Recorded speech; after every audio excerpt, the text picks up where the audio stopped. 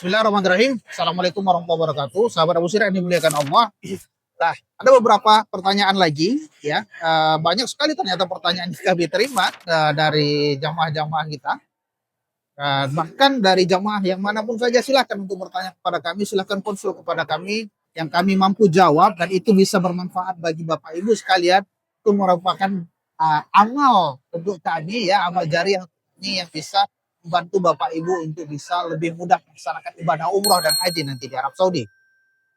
Nah, pertanyaan dari jamaah ini, Ustadz, bagaimana pendapatnya tentang fenomena orang-orang Indonesia yang melakukan perjalanan umroh ataupun haji ya, ini lebih sebenarnya lebih ke haji ya, dengan menggunakan jalan kaki atau sepeda. Nah, apakah ini bisa masuk ke Mekah dan melaksanakan ibadah umroh ya? Bapak Ibu jamaah Abu Sirat yang dimuliakan Allah Subhanahu wa taala. Memang sudah 3 tahun ke belakang ini jamaah haji datang ke Mekah untuk melaksanakan ibadah haji dengan sepeda motor, dengan sepeda, dengan jalan kaki ya. Yang viral ada bahkan juga mendorong gerobak. Nah, apakah ini bisa diterima masuk ke Arab Saudi? Tergantung. Nah, tergantung apa? Ya kalau misalnya ya sekarang lagi trennya digital ya, kemudian kita viralkan, itu bisa diketahui oleh Kementerian Haji atau Kementerian Kerajaan Arab Saudi, itu kita akan diterima sebagai tamu kerajaan. Nah, kalau itu viral ya, karena metode viral sekarang itu waktu menaikkan rating atau menaikkan personal brand kita. Nah, jadi sehingga ketika yang ini naik sepeda nih dari Indonesia diviralin, nanti sampai ke tanah suci, sampai di perbatasan Arab Saudi itu diterima dengan baik. Nah, karena itu apa? Meningkatkan brandnya Arab Saudi sendiri. Jadi boleh sih, boleh saja dengan menggunakan gitu. Bahkan kalau kita lihat ada konten yang viral, kalau menunggu haji, pendaftar haji dengan jalur reguler, itu antriannya sampai 30 tahun. Jadi kalau hajinya naik pesawat, itu nunggunya 30 tahun.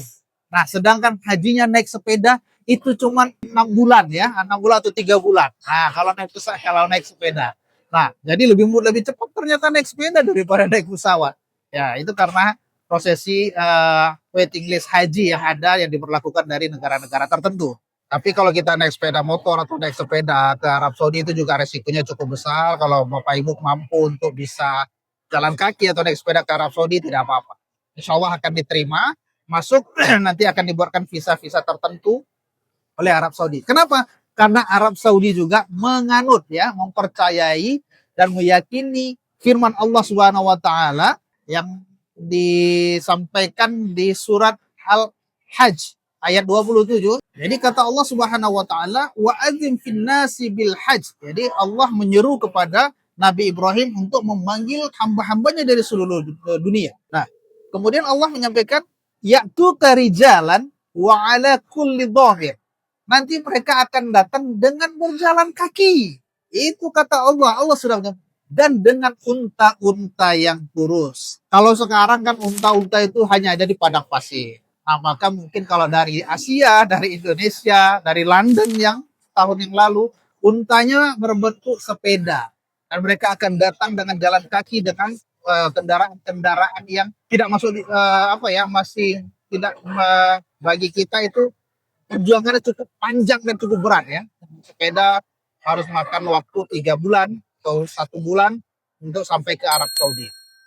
Tapi karena firman Allah ini, maka Arab Saudi dengan tangan terbuka akan menerima jamaah-jamaah ini dengan paspornya yang lengkap ya, dengan dokumen-dokumen yang ada juga tidak, tapi tetap harus ada paspor juga. Kemudian akan diterima dan dibuatkan visa khusus untuk diterima masuk ke Arab Saudi. Jadi kalau mau dicoba silakan, resikonya tanggung sendiri. Kemudian pertanyaan yang berikutnya adalah, Ustadz, bagaimana kalau misalnya pada saat melaksanakan ibadah umroh selama di Tanah Suci, saya sakit, kemudian harus mencari pertolongan medis, dan bagaimana cara, apakah ada klaim asuransi untuk kondisi seperti ini? Ya, baik. Nah, kembali kalau misalnya Bapak Ibu berangkat dengan travel, maka biasanya kalau jamaahnya sakit itu akan diurusin oleh travelnya, oleh tour leadernya, oleh ustaz mutaifnya. Itu akan diantar ke rumah sakit terdekat, ke klinik-klinik terdekat. Nah, biaya-biaya itu sebenarnya sudah di cover oleh asuransi. Jadi Bapak Ibu kalau sakit itu ada biaya obat, ada biaya rawat, itu semuanya akan di cover oleh asuransi. Bisa jadi si travel mendahulukan uangnya untuk membiayai Bapak Ibu berobat, nanti baru diklaim waktu kepulangan oleh asuransi. Atau bisa jadi kalau misalnya si tour leader tidak memiliki uang cash pada saat itu, si jamaah mendahulukan uangnya, kemudian nanti akan digantikan setelah kepulangan. Nah, itu biaya berobat di sana kalau pakai visa umroh itu gratis. Cuman yang bayar itu terkadang ongkos dari hotel ke rumah sakit. Nah, itu mungkin ya tergantung si travelnya dibebankan, apakah dibebankan kepada travelnya atau dibebankan kepada jamaahnya. Untuk ongkos taksi mungkin sekitar ya tidak besar lah ya, 20 rial mungkin atau 50 rial pulang pergi. Nah, nanti di Arab Saudi itu di rumah sakit itu kan diperiksa, kan dicek kira-kira kita sakitnya apa. Apa kalau misalnya memang perlu dirawat maka harus dirawat di rumah sakit. Nah, ketika dirawat kemudian ditinggal, jadi dirawat kemudian jamaahnya harus pulang yang lain, sedangkan kita masih dalam kondisi perawatan. Itu gimana Ustadz? Nah, itu biasanya akan kalau travelnya memiliki perwakilan atau staf di Arab Saudi itu akan dikawal oleh wakil yang di Arab Saudi. Jadi pastikan travel Bapak Ibu tuh ada stafnya di Arab Saudi, ada wakilnya sehingga kalau sedang sakit itu ada jamaahnya itu ada perwakilan yang mengawal, yang mendampingi jamaah ketika selama dalam masa perawatan. Nah, nanti setelah selesai perawatan, kemudian harus pulang ke tanah air. Kalau tiketnya bisa digeser, maka akan digeser, di-schedule oleh travelnya. Kalau tidak bisa digeser, maka harus dibelikan tiket baru. Nah, ketika beli tiket baru ini, ada biaya yang muncul untuk beli tiket baru. Biaya siapa ini? Ya, ini bisa jadi biaya travel mendahulukan duluan, atau si jamaah mendahulukan duluan, nanti baru akan diklaim oleh travel kepada asuransi yang mengcover perjalanan umroh Bapak Ibu sebagai jamaah. Kalau misalnya nanti apa-apa saja yang diperlukan, yang pasti surat-surat ketika sakit, resep obatnya, kemudian apa ya, histori sakit apa ya, histori kalau misalnya kita masuk rumah sakit itu ada catatan medisnya. Nah, itu di copy, kalau bisa kita bawa pulang, kemudian difoto, kemudian kita kirimkan ke pihak asuransi.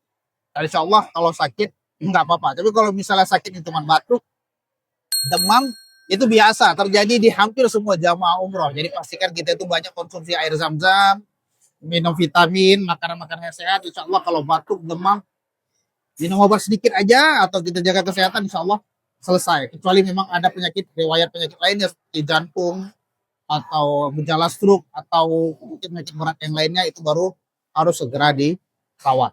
Ya. Itu mungkin tips dari kami. Mudah-mudahan perjalanan Bapak Ibu menuju ke Tanah Suci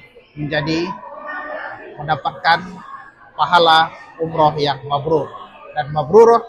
Terima kasih. Wabillahi taufiq wal hidayah. Assalamualaikum warahmatullahi wabarakatuh.